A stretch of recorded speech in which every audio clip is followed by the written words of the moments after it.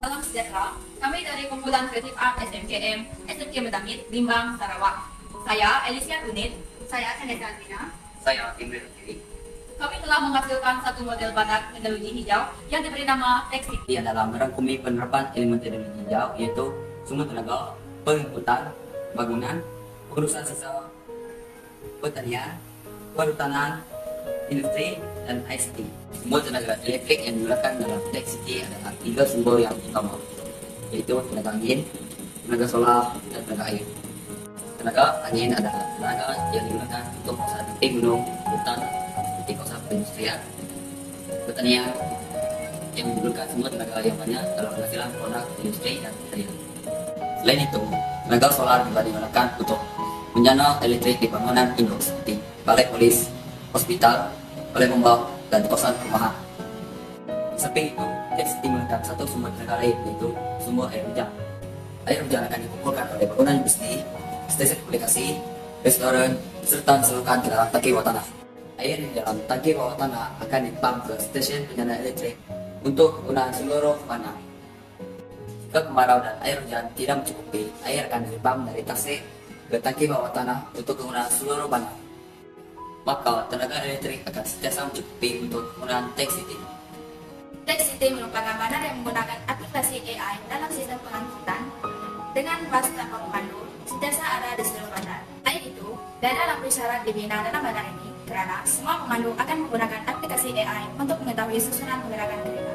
Tidak ada tempat letak kereta di dalam Textile yang dapat dilihat dalam model karena pemandu kereta menggunakan aplikasi AI untuk mencari tempat letak kereta yang terletak di bawah tanah termasuk kawasan perumahan. Bangunan yang ada dalam Textile adalah dalam berbagai warna dan bentuk untuk mengatakan kecantikan dan keaslian alam seperti tapak pertanian, balai bomba, kawasan industri, stasiun minyak, kawasan perumahan, petrosain, university, akuarium, stasiun komunikasi, hotel, restoran, museum, hospital, balai polis, stasiun penjana listrik, dan stasiun penjana geodesi.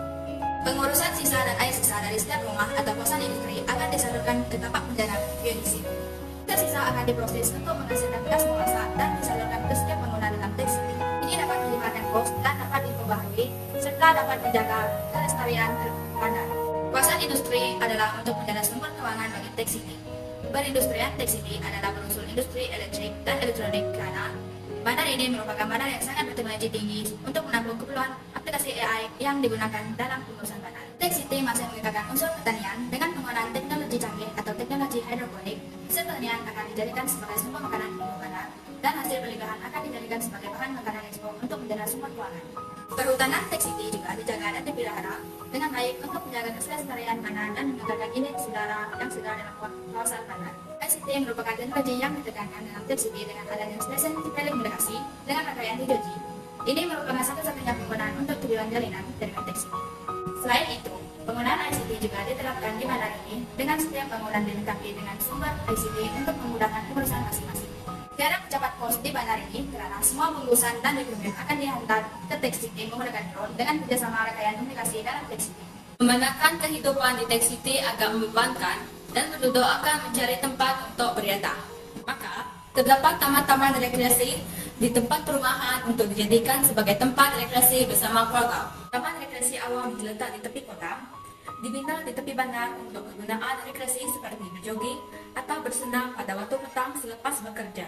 Elemen keselamatan dalam Textile adalah balai polis, balai bomba, dan hospital yang terletak di tengah-tengah bandar. Ini adalah untuk memudahkan kerja penyelamat jika berlaku kecelakaan. Semua sistem komunikasi untuk balai polis, balai bomba, dan hospital adalah menggunakan rangkaian yang sama di mana panggilan kecemasan akan diterima oleh ketiga-tiga stesen ini pada masa yang sama menggunakan sistem teknologi yang canggih. Lampu jalan juga merupakan satu unsur keselamatan di mana lampu jalan yang direka akan memberi tanda jika kendaraan yang mengalami kerosakan atau kemalangan jalan raya.